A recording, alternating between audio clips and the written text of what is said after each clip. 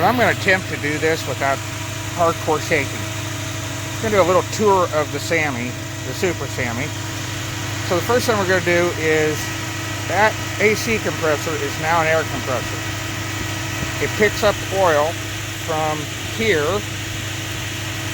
just a few drips every, probably about 1 drip a minute maybe. I lost track of where I timed it. Drips it into the compressor because that compressor does not have its own crankcase. I'm using air-water separators as my catch cans, and they do work. You can actually sort of drips off a little bit of the oil and water.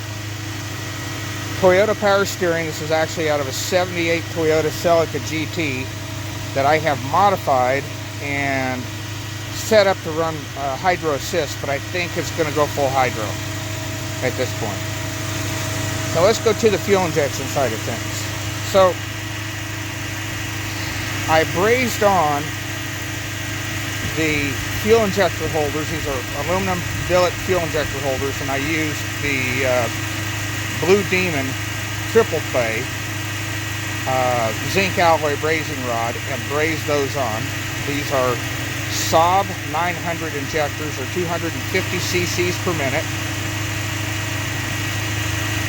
This goes from the auxiliary air bypass ports, and on the Suzuki engine they have little cooling jets at the intake valves to cool down and help with emissions, because you have to remember this engine was originally set for TBI, and so it needs water flowing through the intake manifold to heat up the intake manifold to keep the fuel atomized. Well, that's not a great idea when you are running multi-port, because there's no fuel running through it. So that creates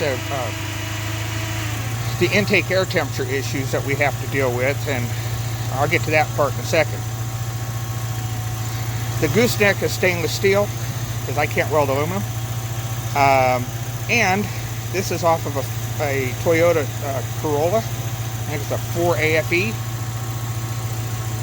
Big mistake on my setup. It's fine when I set it up for multi-port fuel injection and it did not have the supercharger. But my plan was all along to set the supercharger up like this because I just didn't know better. The reality of it is that only turbos and centrifugal superchargers are connected in this configuration in a blow-through. Roots superchargers, screw-style superchargers, need to be in a draw-through configuration. And the problem by not doing that is when you are downshifting, that supercharger is still trying to compress air into here. And unless you can shut the air off, which is what I'm doing with this, basically added a second throttle body. This one is connected to the cam for an automatic transmission, so that when this turns and I move my accelerator, so does that. Now, it helps, it quietens it up, but it's not as good as if this throttle body was sitting here, where it should have been, and that is a screw up. And so if you're looking at my system, don't do what I did. This doesn't work right, and I should not have done it this way. Now, I could still use the water to air intercooler here, and that would be fine. And if I had switched this, if I ever get around to switching it over, I'll still continue to shoot water methanol or inject water methanol into the supercharger, because a couple reasons. One, it adds oxygen to the combustion chamber, so you're improving power there. It adds air density. For people who live in altitude, that's really great, because not only are you picking up extra oxygen, but you're also adding the density that you're losing at higher altitude. So that's all good. It cools the supercharger, it cools the intake charge, because that is a heated intake manifold. So having that go through is actually not a bad idea. I kept my air bypass valves connected to the original Suzuki airports that shoot that cold air at the top of the intake valve to cool that last moment charge going into the cylinder. It shoots cool air in there to help with density. So I didn't get rid of it. I figured Suzuki spent the money to do it. They would have saved a dime if they could have, so I'm not going to reinvent their wheel. As far as the Supercharger goes, I wanted it on the cold side of the engine. A couple reasons. I got power steering and my air compressor this side. Plus, I really did not want it sitting over top of the headers, because climbing to the top of Mount Antero one year, I literally melted the polyurethane motor mount out of this thing from the heat from the header. So I realized there's a lot of heat on that side of the engine. At the time, I didn't understand how hot these get, and boy, do they get hot. So having the Supercharger on the cold side of the engine, to me, was a must. And because of that, it gets pretty doggone busy. So we're going to go over a couple things here real quick if I can do this without shaking too much. The ignition is out of a Volkswagen Golf. And if I can get around here and kind of show you a little bit of what I'm doing. So the distributor was converted to a 36.2 trigger wheel, and I'm just using a standard DIY auto tune. I think some people call them a cherry Hall effect sensor. I know technically in their specs it's not supposed to work, but it does. And it works really well. I get very, very, very few sync errors. Not enough to ever cause a problem with it running. The MX3X has its own built-in map sensor, so I did add a second map sensor for barometric correction. That's a GM. It's actually a Delphi. I think it's a PS1 or 10,000. It's a 1-bar map sensor just for that. The water methanol injection is controlled by the MSX3 or the MS3X, and that is a flow meter, so that's connected in. So if it drops out of flow, it knows to change the fuel.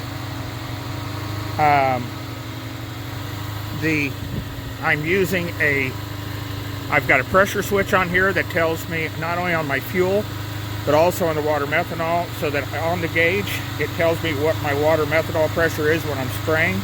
And on fuel, I know what my fuel pressure is all the time. And I can watch to see as my boost is increasing, is my fuel pressure also increasing. The valve here is an AEM, low amperage valve, high frequency modulation valve, solenoid that can be controlled with a spare injector driver if you have it. And I've got plenty, because the MS3X is actually capable, I believe. I know it can do 8, but I think it can do up to 16 injectors. I could be wrong. Somebody's going to correct me on that, but definitely do 8. Well, I'm only using 4 anyway, so I had spare injector drivers, and that's what I'm running to modulate the water methanol. I have air temperature coming in, although it's not fed to the computer. So I know how cool the air is at my air filter, and I know where the air is here, so I know whether or not this is working. And I can tell you it's not working well or efficiently, because this was set up with 1/2 inch national pipe thread, and I'm running a 3/8 or it's 3/8 inch hose, but the actual hose going back to the valve, or the valve that the little radiator is actually 1/4 inch. So I'm not getting the good water flow. So that's all getting ready to be changed to much bigger tubing. And the pump I have will accommodate that, so that won't be a problem. So that should improve this, although this does help. It knocks down about 20 to 30 degrees. And then you get the water methanol spraying, that knocks down another 20 to 30 degrees. So if you're pushing 160 degrees to 180 degrees of intake air temperature, you can knock off 40 to 60 of it pretty doggone quick. And I've got the computer set up so that when it hits a certain temperature, certain RPM, certain amount of boost, it does that. And that is to obviously to keep the any kind of detonation going, because you don't want detonation because it destroys engines very, very quickly. And if you overheat your pistons, and I did not gap the rings on this because I had no intention of going over 6 pounds of boost. I'm only seeing between 5.5 or 4.5 to 5 pounds right now.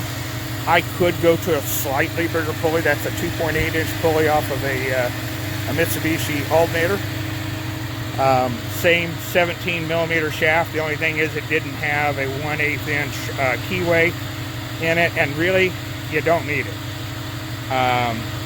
We're not pushing them that hard, and you just tighten it down like you would an alternator and no problem. Just run it down, keep it tight.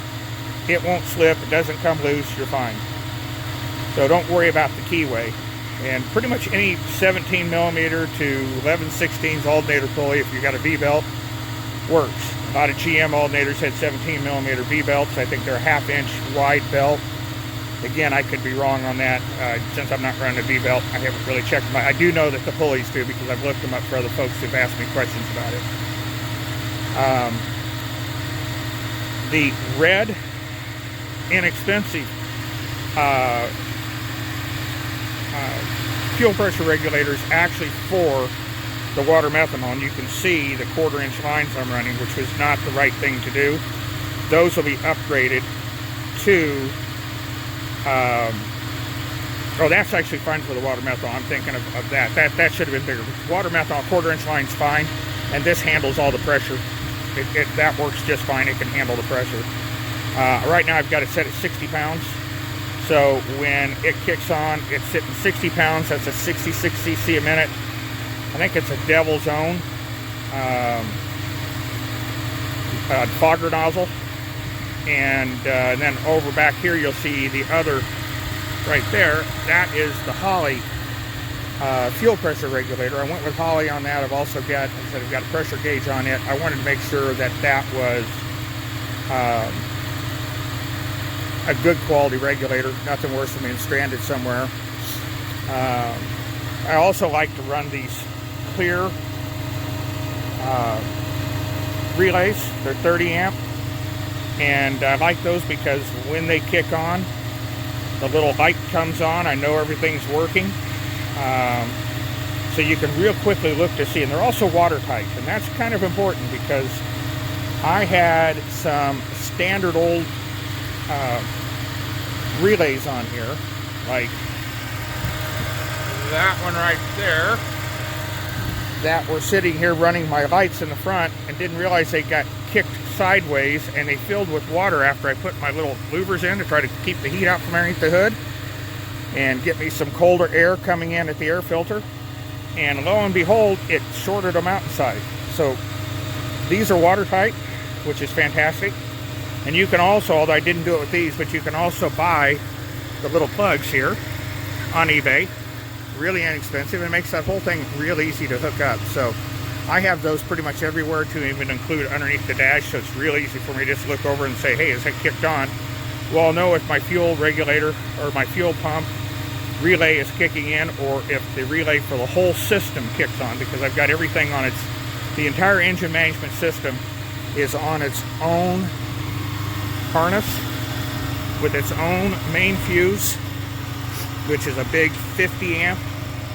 I don't know if you can see it, but there's a great big 50 amp right down there.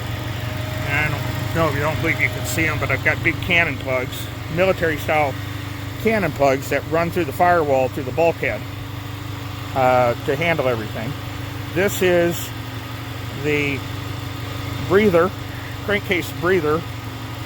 I went ahead and put a catch can on it. The other one on the other side over there, that's for the PCV valve. I also added a secondary stop valve on the PCV valve, even though the PCV valve does the same thing. But it doesn't hurt to have the check valve on there as far as I'm concerned. The little reservoir here is for the water, air to water intercooler. There's a fan in the back and a radiator back there, a small one, for that. So that's pretty much it. The way I've got it set up, I don't know if you can see that down in there. I don't know how we can make this work with that. I can't really see. But I've got a series of tensioners and pulleys to tighten everything up. So I probably ought to check to see where I'm at. I poked a hole in the radiator yesterday, and that fan's running non-stop. It normally doesn't do that, which tells me I'm either running low on water. Oh, sorry. And I am. We're at 210, which it normally never runs 210. One of the things that I did with the Sammy also is I bought the Bluetooth. I bought a Bluetooth adapter. So I pulled the original dash out, and this is just a 7-inch Android radio with a GPS sensor for the speedometer, which is great with the big tires, so now I don't have to have anything connected mechanically. And I configured it so I can see fuel pressure, methanol pressure. I need to get my transducer dialed in. You want to be below 1 on those. Also, I just replaced the barometric compensation with, I did realize that the one I had was supposed to have been an AC Delco, and I got to looking at it and realized I didn't see anything on there that said AC Delco. So I think it was one of these deals. It was either switched in the box deal and I didn't realize it, or two, it's just one of these knockoff counterfeits. So I bought an actual Delphi unit, and I've put it in, and it's already changed this, but now I got to reconfigure it because that needs to be more in line with the actual boost or in vacuum. Right now, vacuum is actually 13, not 6.1.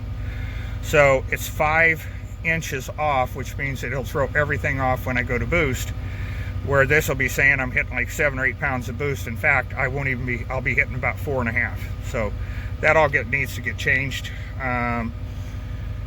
And that's just done in the computer. You just reconfigure and that kind of thing.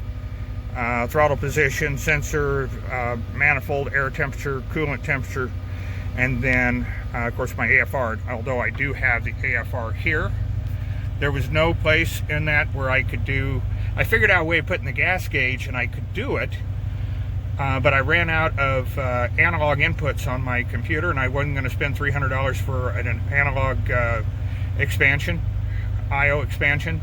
So I went ahead and just put in a separate fuel gauge. But I do keep my mechanical gauges just because I like them.